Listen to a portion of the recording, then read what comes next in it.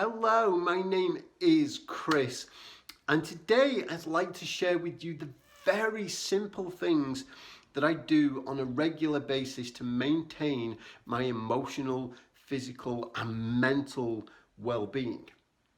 The things that I do to maintain good mental health. After years of battling depression and struggling with my mental health, these are the very simple, easy things I can do just to keep all that darkness and grimness at bay. If any of you have watched some of my earlier videos, you may have seen me speaking at length about my struggles with really rock bottom depression. And to overcome that, I had to come up with my own sort of strategies and tools. And those tools are what I'm going to share with you today. They're nothing groundbreaking, like I say, they're very simple, but they work for me, and they might just work for you too. Right now, the whole world is on lockdown. It's a very scary place. It is impacting people's mental health. It is impacting their well-being. So I figured if ever there is a time for me to make this video, it is now. If you only want my content about quitting smoking, I'm going to get back to those videos next week. But for now, I'm going to get on with this. And what I'm going to do today is I'm just going to crack on and rattle through this list very quickly and then expand on it by making a separate video for each point over the coming weeks and months. And I'm going to do that because I'm aware that if I don't, this video will be 50 hours long and you'll all be very mad at me. So let's get on and start with the first simple thing that I do to maintain good well-being and mental health. And that is to go for a shower and to brush my teeth and to maintain good hygiene. And you seem to be Chris, but yeah, we're supposed to do that anyway. That's not groundbreaking. No, it isn't. But here's the thing. When my depression is at its worst, when my mental health has absolutely just gone, the first thing that goes is my hygiene. Because I get into a place where nothing matters. I just want the world to end. So what is the point in going for a shower? So I make a mindful effort every single day to go into the bathroom and to pay attention to my hygiene, to really pay attention to it. Because if I'm doing that, if I am showering and brushing my teeth, that says to me, hey Chris, you're not depressed today, you're doing good. Look how well you're doing compared to how bad things were when you were sat in that dark room and couldn't get off the sofa. And sometimes when my mental health is off, just going for a shower, going to brush my teeth is the first big step back to normality.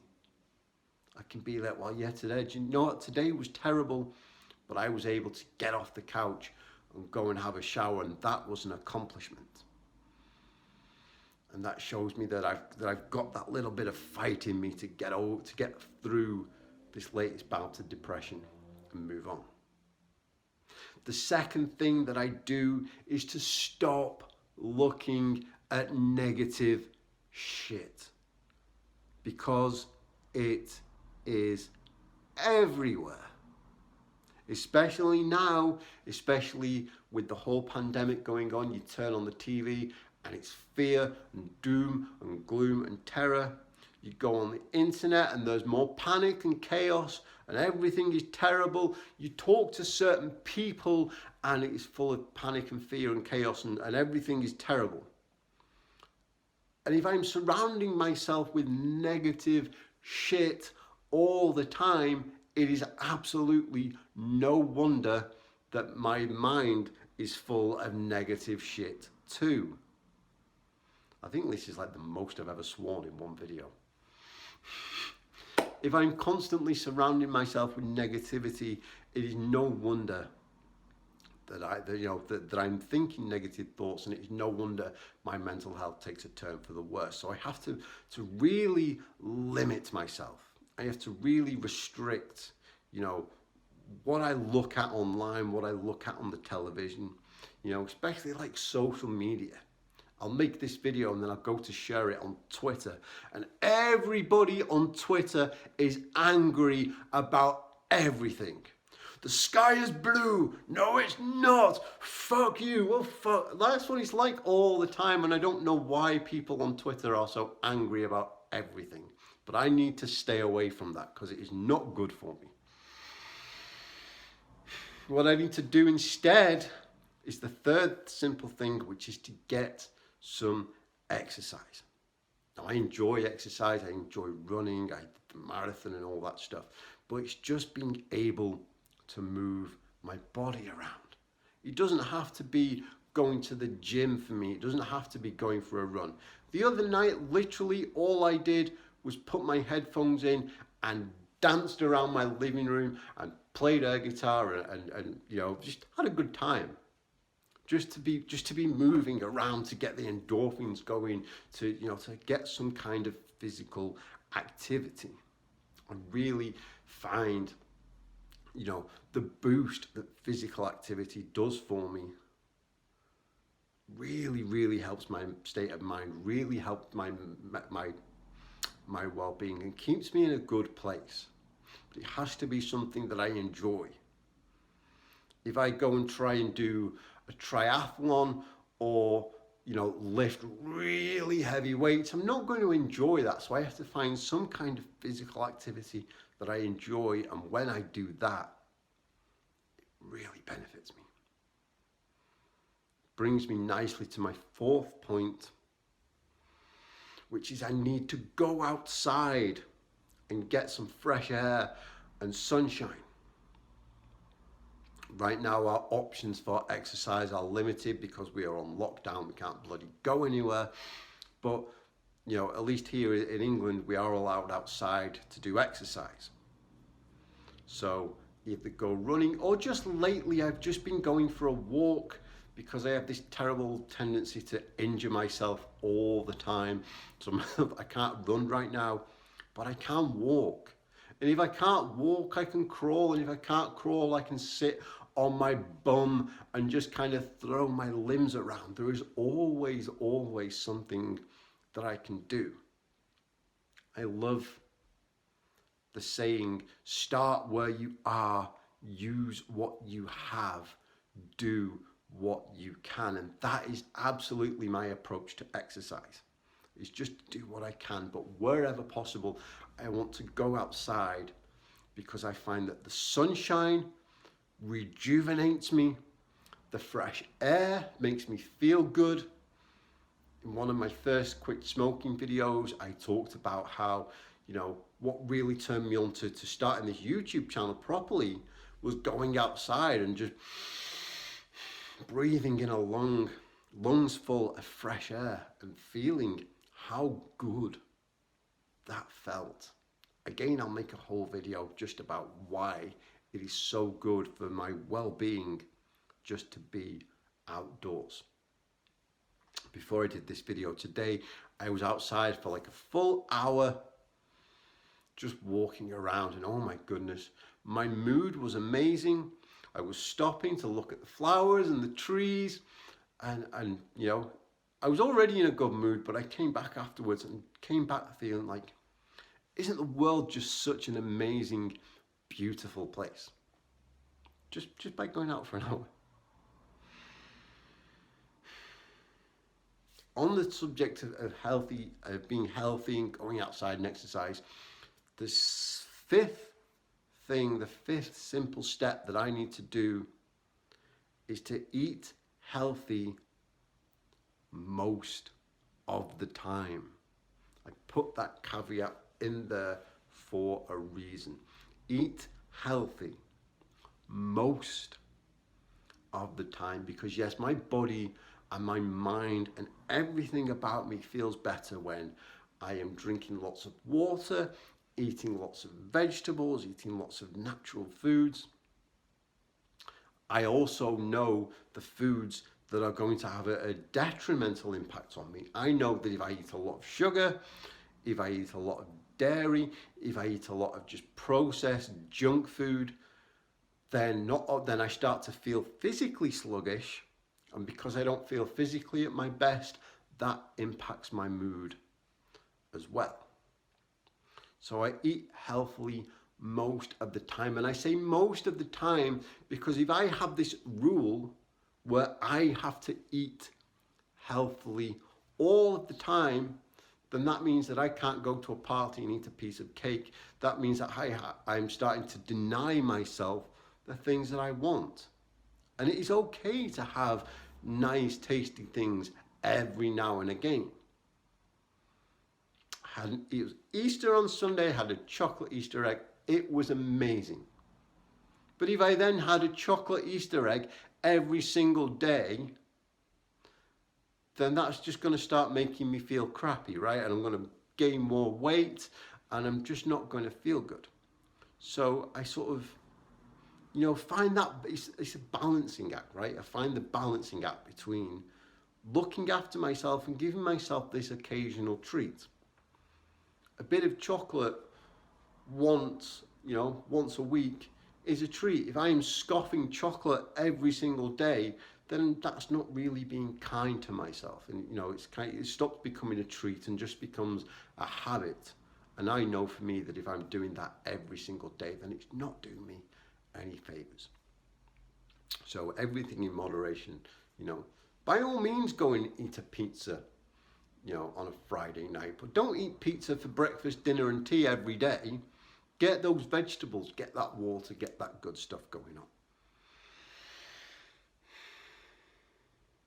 On that note, the sixth simple thing that I need to do to maintain my good mental health and well-being is to let it be okay to absolutely screw up. Not just with the healthy eating, but with everything on this list. But I wrote down, stop looking at negative shit, and I looked at the news today. I've said that I need to go outside and get some fresh air and sunshine, but I haven't been outside today. I've said I need to eat healthy foods, but they had this chocolate and it was cheap and it was irresistible, so I ate it. Oh my God, I messed up and now I'm terrible. And then I'll start beating myself up, and then I start feeling bad because I'm beating myself up. And that starts that circle of I feel bad because I've done something that I wasn't supposed to, and then I beat myself up, and then I feel worse, and that sends my mental health, that sends my well-being just spiraling into all this darkness of I did a bad thing, therefore I am a bad person, and because I am a bad person, I don't deserve happiness. And that just takes me down into this really horrible, unpleasant place. So like I said, I added that caveat of eat healthily most of the time. Go outside when possible. If you didn't go outside today, Chris, that's okay. There is always tomorrow. I am not looking for a perfect record here. I am looking to have more ticks in the win column than the loss column. If I didn't exercise every single day, but I exercised on a good number of the days, and do you know what? That's better than nothing. And I can try a little harder next week. And if I still screw up next week, I can try a little harder. Or I can start to look and say, well, why? Why is this not working for me? What do I need to do differently? Maybe I'm trying to do something that I really don't want to do and isn't beneficial for me at all. Like if I said I need to exercise and then I go and join a hockey team and I hate playing hockey, then, I'm not going to have any motivation or desire to do it. So I'll go, well, I didn't exercise last week, but that was because I was trying to force myself to do the wrong thing. So let's take a step back and analyze that. Just let it be okay to absolutely screw up. There will be times when friends and loved ones screw up and we wouldn't berate them or say, you know what, I love you, but you're a total piece of crap because you ate that piece of cake on your diet. Hell no, you just say, look, okay, let's just start again. Treat ourselves with the same loving kindness that we would treat other people. Number 7 is to interact with other human beings. We're all on lockdown. We can't go and speak to anybody. But in general, I need other people. And I've always considered myself to be an introvert. I've started more saying that I'm an outgoing introvert.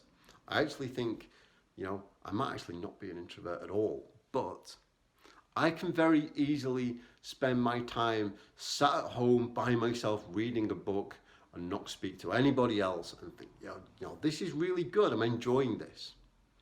But again, it's about finding that balance. Sometimes, yes, it is nice to just be by myself and read a book. But if I do it 7 days a week and I never speak to another person, I'm going to be in trouble. Especially when the negative thoughts start coming in, especially when I'm, sinking or spiraling into a depression. If the only person I have for company is depressed, is in me, then it's no wonder that I start to get depressed too. So I need to go and be with other human beings, people. We are social creatures. It is in our DNA to go and belong to a tribe. Back in the day when we were running bare ass through the woods hunting and gathering, if we didn't belong to a tribe, then we didn't survive and we died. So it's our natural instinct to want to belong. Doesn't mean I have to go to every single party. It doesn't mean I have to go to big, huge crowds. It just means, do you know what? I have this one friend, I can go and have a coffee with them, and it is a nice experience. I have these couple of people I enjoy spending time with, so I'll go and do that. And then when I'm done, then I can come back and sit and read my book and be by myself again. The 8th thing is to laugh and laugh often. Try being miserable and laughing your ass off at the same time. It doesn't work. Laughing gets all those endorphins going. Laughing makes us feel good. So I try to laugh as much as possible. I talked earlier about avoiding all the negative crap on TV. Literally, if I watch TV, the only things I watch are comedy shows. That's it. But Chris, you're missing Game of Thrones. I know. Chris, you're missing this really serious, impactful documentary. Chris, you haven't seen Tiger King. What is wrong with you? I need to just watch things that make me laugh, because laughter makes me feel good. And laugh not just makes me feel good short term, but if I am laughing on a regular basis, then it does something to me that as I go through my day-to-day life, I find more to laugh about. I find more to enjoy, and I find more to smile about. So I have to keep myself laughing. Doesn't mean I don't take anything seriously. It just means I know what to take seriously and when to escape from all that and go and watch The Office for like the 5 millionth time. The 9th thing is to embrace creativity without an agenda. This is an important one because I consider myself to be a creative person. I'm a writer. I enjoy playing music. I enjoy, various creative things, but I'm also very like a goal-orientated person. So I tend to attach goals to all my creative projects. Like, I have to learn 5 songs on my guitar this year. I have to write X amount of words on this novel or whatever. I set agendas for my creativity, and it kind of takes some of the fun out of it. Instead of just being something that I can just do to relax and unwind, it turns into a project. And if I'm working on a project, then that adds deadlines and stress and pressure. Oh my God, well, I've set myself this target to learn this many songs by the end of the year, and I've only done 2, so now I've got to learn 5 more songs, and now, oh my God, this has turned into a job, and it takes all the fun out of it. So I have to do this thing that I call agendaless creativity. And one of the best ways to do that for me is painting. Just paint pictures, and I don't even have to be good at painting. The agenda isn't to be good. The agenda is just to put a canvas up and paint something. One day I'll show you my paintings. They're all right. They're not great. They're all right. But that's enough. That is enough. I don't have to create a masterpiece. I'm not aiming to get a painting in an art gallery. I'm not aiming to do anything. I'm just doing creativity for the sake of creativity. Whew. We're almost there. I'm out of breath. I'm trying to way slow things down. What's number 10? Number 10 is keep it simple. I could have come up with a list of things to maintain well-being that could have been like, eat this specific food, create this certain smoothie, do this certain yoga position or this certain meditation, but no, keep it simple. I'm not saying any of that stuff is bad or wrong, but for me, it just needs to be as simple as possible. Everything in my life does. I went through this process of getting into minimalism and getting rid of a load of crap out of my house and just sort of, keeping what I need or stuff that, that really makes me feel good to have it there. On my work projects, I have to always ask myself, is there an easier way to do this? And it might be, well, yeah, there is, but it's not as good or as thorough, or somebody might think less of you if you do it the easier way. Well, so what? Let them think less of me. I need to keep things simple, because if I start to complicate things, then things get more stressful, I get more anxiety, I get more worries.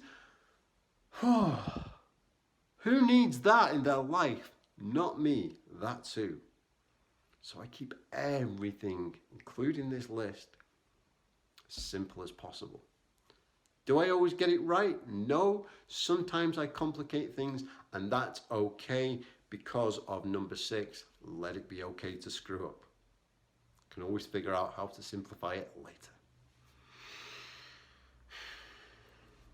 Number 11 is to keep on top of finances. I have this thing that money is not my primary motivator, but it shouldn't be a burden either. I've spoken in the past about how my depression and other issues got me into debt, and the debt added more stress, and the debt added more depression, and the more depressed I got, the more debt I got into, and it just became this horrible spiral.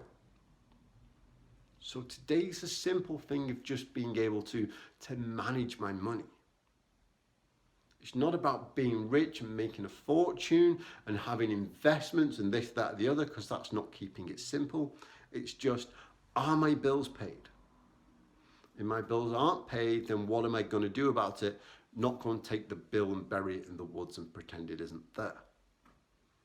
It's, given the choice between spending the money that I have on food or spending the money that I have on a video game and then getting a credit card to buy food, is that the right thing for me to do? No, it isn't. Leave the video game. I don't need it. Go buy the food. It's about keeping things simple and manageable, because as soon as I let my money get on top of me, then I'm heading for disaster, and I'm heading right back into that depressive state.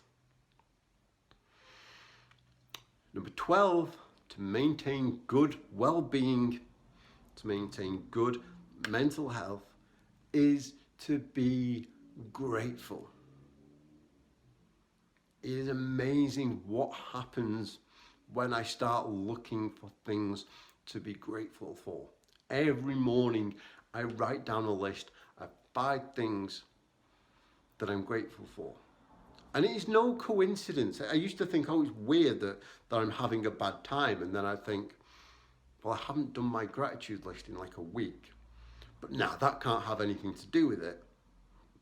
And then as soon as I start updating my gratitude list again, everything starts working in my favor, and my mental health improves, my mood improves. The things around me just magically seem to improve just by being grateful. And it is amazing that the more gratitude I express, the more I have to be grateful for.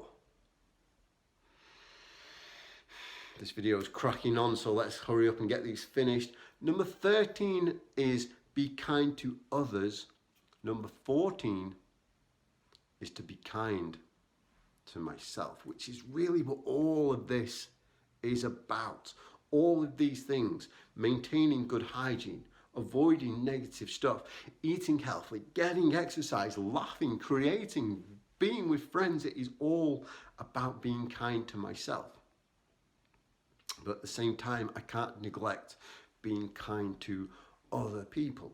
Because again, it is amazing what happens if I can find some way to be kind to others and to treat other people how I would want to be treated, whilst at the same time treating myself how I would treat others. You know, and it's simple things to me, like one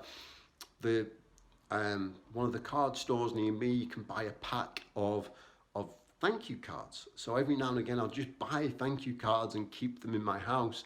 And if somebody does something for me, like a friend at college loaned me a book, you get a thank you card. You know, somebody does something for me, you get a thank you card. Somebody does something not for me, but that helps somebody else, you get a thank you card.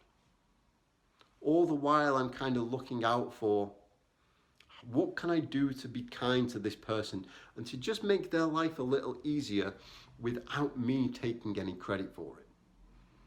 I find that kindness is always better.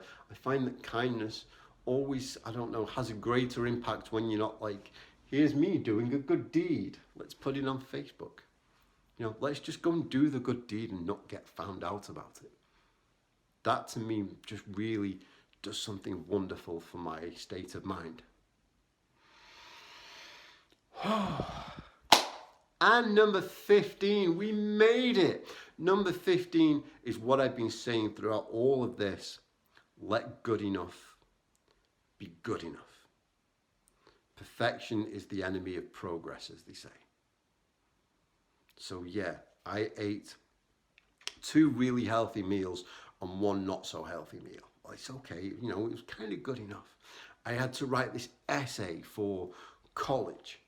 And I could have spent hours, months even, trying to make it perfect, but I would have just driven myself to the point of insanity, telling myself, this thing that you have made isn't good enough. And Chris, because it is not good enough, you are not good enough. And because you are not good enough, you are bad. You deserve to go and sit on that sofa in the dark and wallow in your own depression. That's how my mind will work. So what I need to do is to take a step back and go, do you know what? I've written this essay and it's not perfect and it could be better, but it is good enough for what needs to pass the course. So good enough is good enough. Okay? Like, this video is now way longer than I thought it was going to be. Do I turn it off and start again? No. Do you know what? Because we got here and it is good enough. If I try and make this video perfect, I will drive myself insane. It's good enough for what it needs to be, which is a really, really long video. I'm going to break all these points down and make lots of smaller videos because I really did feel like I was rattling through today. But here we are. Thank you so much for watching. I hope, if you have stuck around all this time, that you've taken something from this, even if it's just, to kill half an hour. I hope you are safe. I hope you are well. I hope wherever you are, just doing okay. We'll get back to the quit smoking stuff next week. In the meantime, thank you so much for watching. I'll see you soon. Goodbye.